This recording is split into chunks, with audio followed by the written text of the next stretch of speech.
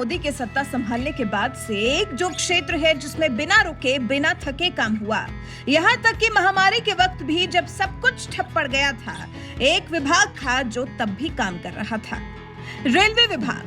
नरेंद्र मोदी के राज में से एक विभाग में बहुत से क्रांतिकारी बदलाव हुए हैं। देश में न केवल नई रेलवे लाइन बिछाई गई, बल्कि ऐसी बिछाई गई कि आज भारतीय रेल दुनिया के सबसे बड़े नेटवर्क में से एक बन गया है।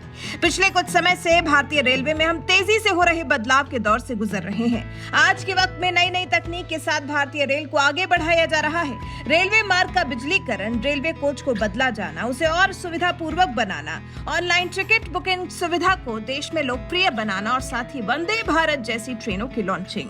वंदे भारत ट्रेनें जो कि पूरी तरह से स्वदेशी रूप से डिजाइन की गई ट्रेनें हैं। इसमें कोई संदेह नहीं है कि ये अनोखी ट्रेन है जो भारतीय रेलवे के लिए यात्रा तकनीक में एक नए युग को चिन्हित कर रही है। फरवरी 2019 के मध्य में दिल्ली से वाराणसी के बीच चलाई गई ये वंदे भारत एक्सप्रेस पहले ही बहुत खास थी और अब तो इसका रंग रूप भी बदल दिया गया है और खास हो गई है।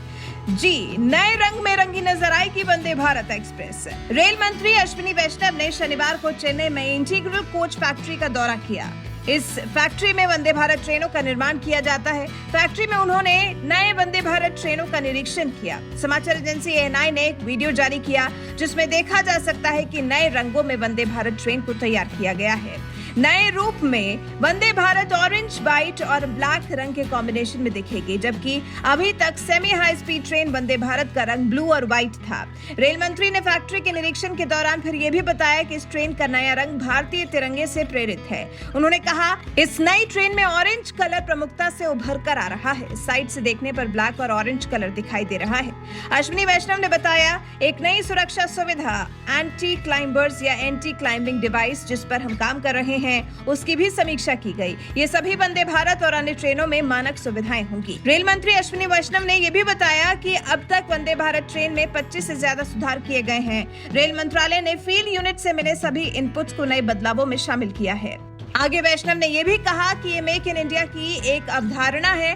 भारत में हमारे अपने इंजीनियरों और टेक्नीशियनों द्वारा इसे डिजाइन किया गया है। इसलिए वंदे भारत एक्सप्रेस के संचालन के दौरान एसी, शौचालय आदि के संबंध में हमें फील्ड इकाइयों से जो भी फीडबैक मिल रहा है, उन सभी सुधारों का उपयोग डिजाइन में बदलाव करने के लिए किया जा रहा है।